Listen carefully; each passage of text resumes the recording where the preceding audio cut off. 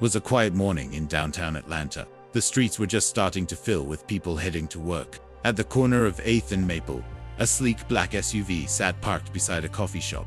Inside the cafe, a tall black man in his mid-30s smiled as he waited for his drink. His name was Marcus Dean, a respected detective with over 10 years on the force. Marcus wasn't in uniform that day. He'd taken a rare morning off to visit his mother before heading to a meeting at the precinct. But when he stepped outside with his coffee, the moment that followed would change more than just his morning.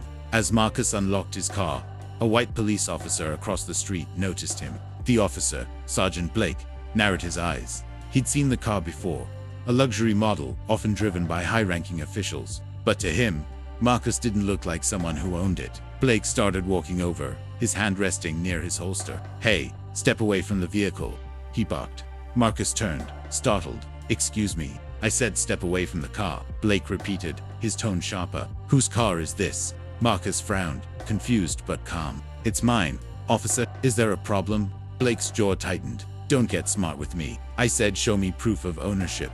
Marcus reached slowly for his wallet. "Of course," he said evenly. "Let me grab my license and registration." But before he could open the door, Blake grabbed his arm roughly. "Put your hands where I can see them. You think you can just break into a car in broad daylight?" People began to stop and stare. Phones came out. A few onlookers whispered, uneasy. Marcus tried to stay composed. "Sir, please, this is a misunderstanding." Blake pushed him against the SUV. "Yeah, we'll see about that. You fit the description." "The description of what?" Marcus asked. Blake didn't answer. He slapped on the cuffs. Marcus sighed, more disappointed than angry. "You're making a mistake." At that moment, another patrol car pulled up. Officer Ruiz, a Latina cop who worked with Blake, stepped out. She froze when she recognized Marcus. "Sergeant Blake," she said quickly. "What's going on here?" "Caught this guy trying to steal the car," Blake said. Ruiz blinked. "That's Detective Marcus Dean." Blake hesitated. "What?" Marcus looked him in the eye, calm but firm. "I told you, this is my car." Blake looked from Marcus to Ruiz, clearly thrown off balance. "Detective," Marcus nodded. "Badge number 1473, Homicide Division."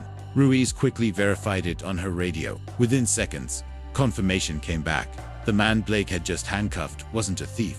He was one of their own. The color drained from Blake's face. He slowly removed the cuffs. "Sir, I didn't realize."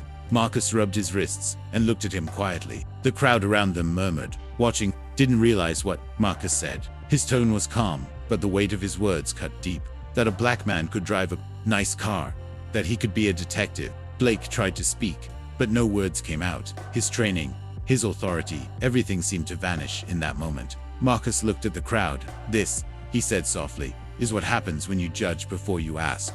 Ruiz stepped forward. "Detective, I'm so sorry. This shouldn't have happened." Marcus nodded. "It's not about me. It's about how easily this could have ended differently." He turned to Blake. "You didn't just see a man. You saw a threat, and because of that, you acted without thought." Blake lowered his head, shame creeping into his voice. "You're right, sir. I did. I was wrong." Marcus studied him for a moment. "Apologies are a start, but change comes when you remember this moment next time you see someone who doesn't look like you." Ruiz dismissed the small crowd, asking everyone to move along. The tension slowly lifted, but the lesson lingered.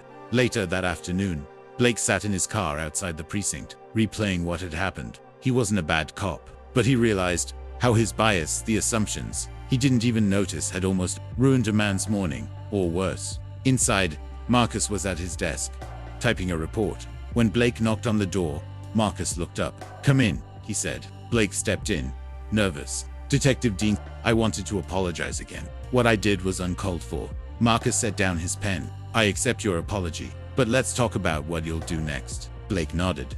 "I've already signed up for the department's community outreach program.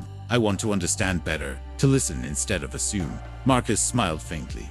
"That's good. We need more of that on the force." Blake hesitated before asking, "Why didn't you report me?" Marcus leaned back. "Because firing you doesn't fix the system. Teaching you might." For a moment, both men sat in silence, two officers from different worlds, learning from the same mistake. Weeks later, Marcus saw Blake again, this time at a neighborhood youth event. Blake was kneeling beside a group of kids, helping them try on tiny police hats, laughing with them. Marcus watched from a distance and smiled. Maybe the man had truly changed. As the sun dipped low, Marcus thought about how many times in his life he'd faced Moments like that morning, judged first, understood later, but this time, instead of anger, he felt hope. Sometimes people need to be confronted by their own blindness to finally see. Prejudice clouds judgment, but humility opens the eyes. We are all equal. Respect should never depend on appearance.